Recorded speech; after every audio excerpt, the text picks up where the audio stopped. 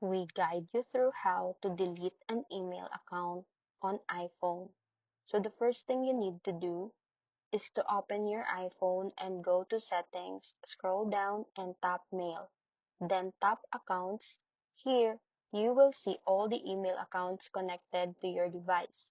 Select the email account you want to remove, tap Delete Account at the bottom, then confirm by tapping Delete from my iPhone, and the account will be completely removed from your mail app, meaning you will no longer receive emails from the account on this device.